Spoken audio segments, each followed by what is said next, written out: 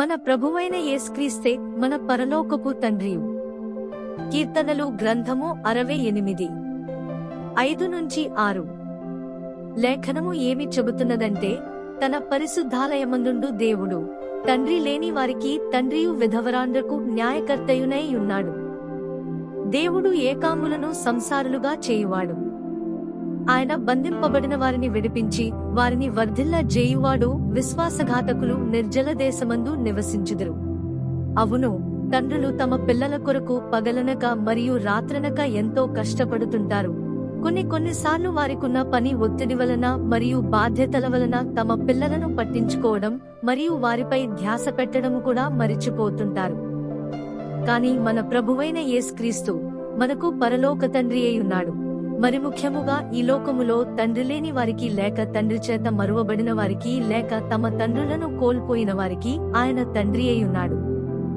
కొన్నిసార్లు ఈ లోకపు తండ్రులు సంపూర్ణులుగా ఉండకపోవచ్చు, కాని మన పరలోకపు తండ్రి పరిపూర్ణుడు. మన పరలోకపు తండ్రి మన పట్ల ఎంతో జాగ్రత్త వహిస్తాడు, ఎంతో ప్రేమిస్తాడు మరియు మన హృదయపు లోతులలో ఉన్న చిన్న విషయమును సైతము ఆయన అర్థము చేసుకోగలడు. ఎందుకంటే ఆయనే మనలను సృష్టించెను మరియు మన గురించి ఆయన సమస్తమును ఎరిగి ఉన్నాడు. కేవలము మన పరలోకపు తండ్రి మాత్రమే మన హృదయపు లోతులలోని ఆశలను తీర్చగలడు. ఆయనకు మన గురించి సమస్తము తెలుసు కాబట్టి తన కుమారుడైన యేసుక్రీస్తు ద్వారా ఆయనయందు విశ్వాసముంచి ఆయనను నమ్మి ఆయనను అంగీకరించిన వారందరినీ తన కుమారులుగా మరియు కుమార్తెలుగా ఆయన దత్తత తీసుకున్నాడు. యేసు తన శిష్యులతో ఇలా చెప్పాడు. మత్తయి 6:26-31 వరకు. ఆకాశ పక్షులను చూడుడి, అవి విత్తవు, కోయవు, కొట్లలో కూర్చుకునవు, అయినను మీ పరలోకపు తండ్రి వాటిని పోషించుచున్నాడు. మీరు వాటికంటే బహుశ్రేష్ఠులు కారా? కాబట్టి ఏమి తిన్నుమో, ఏమి త్రాగుదుమో, ఏమి ధరించుకుందుమో అని చింతింపకుడి. అన్యజనులు వీటన్నిటి విషయమై విచారింతురు. పరలోకపు తండ్రి మీ అవసరాలన్నిటినీ ఎరిగి వాటిని తీరుస్తాడు. కాబట్టి మీరు ఆయన రాజ్యమును, నీతిని మొదట వెదకుడి, అప్పుడవన్నీ మీకనుగ్రహింపబడును. మత్తయి 6:33. ప్రభువైన యేసుక్రీస్తు విధవరాండ్ర పక్షమున వ్యాజ్యమాడి వారిని కాపాడతాడు. ప్రభువు ఆజ్ఞాపించిన విధముగా పనిచేయని భర్తలు గల సహోదరీలందరినీ ఆయన కాపాడును మరియు వారి పక్షమున వ్యాజ్యమాడును. అటువంటి సహోదరీలందరి పక్షమున ప్రభువు బలమైన దుర్గముగా నిలువబడతాడు. ప్రభువైన యేసుక్రీస్తు అనాథలుగా ఉన్నవారికి మరియు ఈ సమాజము చేత, ప్రజల చేత త్రోసివేయబడ్డ ప్రజలందరికీ ఆయన నివాసమును అనుగ్రహించును. లేఖనము ఏమి చెబుతున్నదంటే, స్త్రీ తన గర్భమున పుట్టిన బిడ్డను కరుణింపకుండా తన చంటి పిల్లను మరచునా? వారైనా మరచుదురుగాని నేను నిన్ను మరువను. చూడుము, నా ఎర చేతుల మీదనే నిన్ను చెక్కియున్నాను, నీ ప్రాకారములు నిత్యము నా ఎదుటనున్నవి. యెషయా 49:15-16. అవును, తల్లులు తమ పిల్లలను ప్రేమిస్తారు. అయితే కొన్నిసార్లు వారికున్న విస్తారమైన బాధ్యతలను బట్టి లేక పనులను బట్టి తమ పిల్లలను మర్చిపోతుంటారు. కాని దేవుడు తన పిల్లలను ఎన్నటికీ మరువడు. ఏ తల్లి అయినా తన కూతురిని లేక కొడుకును ఎంతగా ప్రేమిస్తుందో అంతకంటే ఎక్కువగా దేవుడు మనలను ప్రేమించుచున్నాడు. ఆయన మన జీవితములో చేయనది సమస్తము తన ప్రేమ కొలది చేస్తాడు.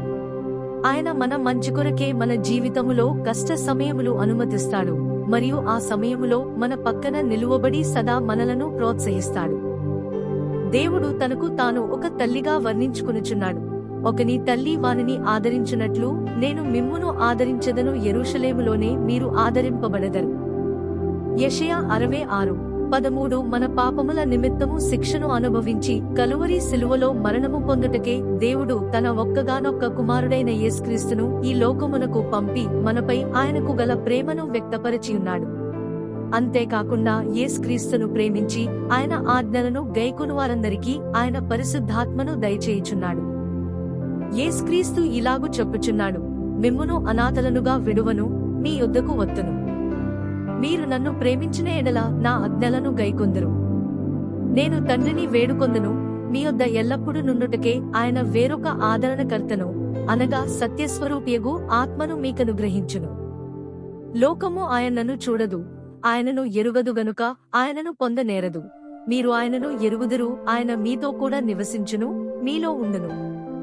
యోహాను 14:18, 14-17 వరకు. పరిశుద్ధాత్మ మనకు సహాయకర్త, మన ఆదరణకర్త, మన సలహాదారుడు మరియు మనలను ప్రోత్సాహపరిచి మనలను బలవంతులుగా చేయువాడునై ఉన్నాడు. ఆయనకే సమస్త మహిమ కలుగునుగాక.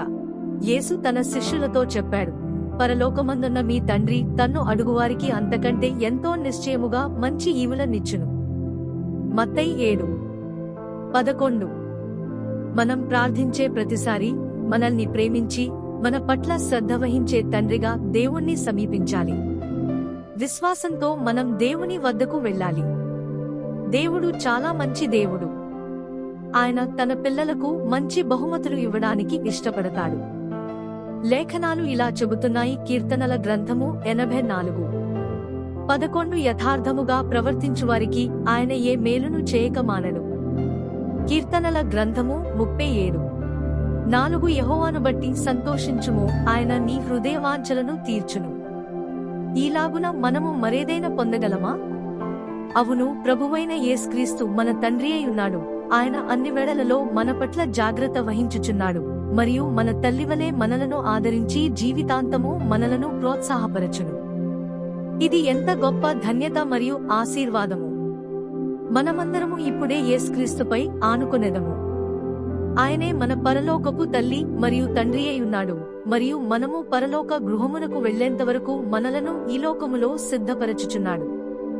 ప్రభువైన యేసుక్రీస్తు మీ అందరినీ ఆశీర్వదించునుగాక.